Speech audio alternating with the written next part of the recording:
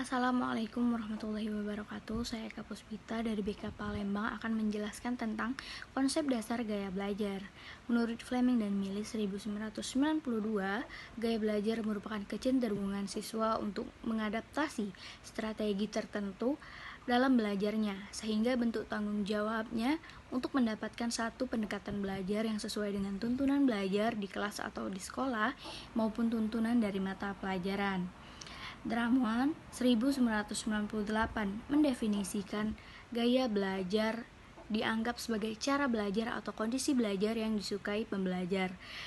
Willing 1988 mendefinisikan gaya belajar sebagai kebiasaan belajar yang disenangi oleh pembelajar. Keith 1979 memandang gaya belajar sebagai cara seseorang dalam menerima, berinteraksi, dan memandang lingkungannya. Dunn dan Griggs 1988 memandang gaya belajar sebagai karakter biologis bawaan. Gaya belajar atau learning style adalah suatu karakteristik kognitif, afektif, dan perilaku psikomotoris sebagai indikator yang bertindak yang relatif stabil untuk pembelajaran, merasa paling saling berhubungan, dan berinteraksi terhadap lingkungan belajar atau NASSP dalam Ardana dan Willis 1989.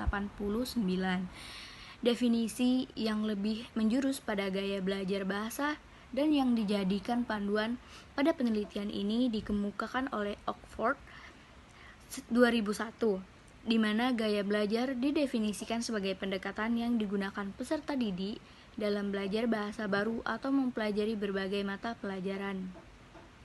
Macam-macam gaya belajar.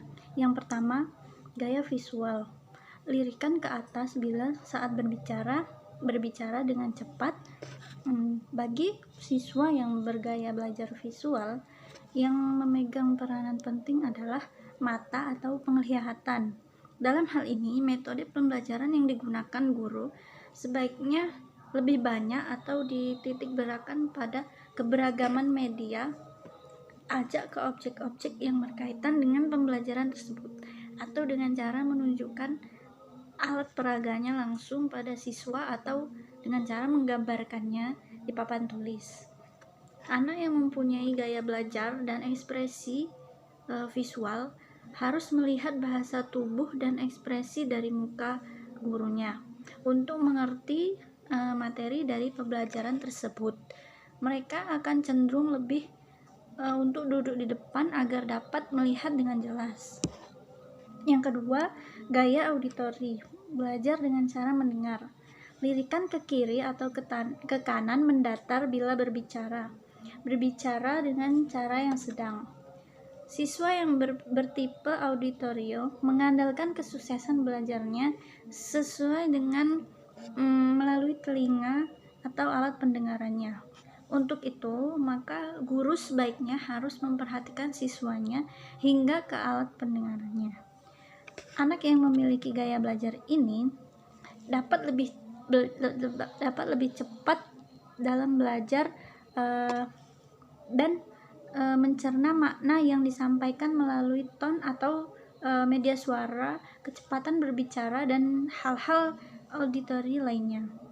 Yang ketiga, gaya kinestetik, belajar dengan cara bergerak, bekerja, dan menyentuh. Lirikan ke bawah bila berbicara. Mempunyai anak yang mempunyai gaya belajar melalui cara bergerak, menyentuh, dan melakukan. Anak seperti ini sulit untuk duduk diam berjam-jam karena keinginan mereka untuk melakukan aktivitas dan eksplorasi sangatlah kuat. Siswa yang bergaya belajar seperti ini memiliki daya yang sangat kuat dalam belajar. Assalamualaikum warahmatullahi wabarakatuh. Baiklah, saya di sini akan menjelaskan materi memfasilitasi siswa sesuai dengan gaya belajar. Untuk gaya belajar visual, guru dapat memfasilitasi belajar siswa dengan cara 1. Menggunakan materi visual seperti gambar-gambar, diagram, dan peta. 2. Menggunakan warna untuk meng-highlight hal-hal yang penting. 3. Mengajak anak untuk membaca buku-buku berilustrasi. 4. menggunakan multimedia, contohnya komputer dan video. 5. Mengajak anak untuk mencoba mengilustrasikan ide-idenya ke dalam gambar. Untuk gaya belajar auditorial, guru dapat memfasilitasi belajar siswa dengan cara 1. Ajak anak untuk ikut berpartisipasi dalam diskusi, baik di dalam kelas maupun di dalam keluarga. 2. Dorongan anak untuk membaca materi pelajaran dengan keras. 3. Gunakan musik untuk mengajarkan anak.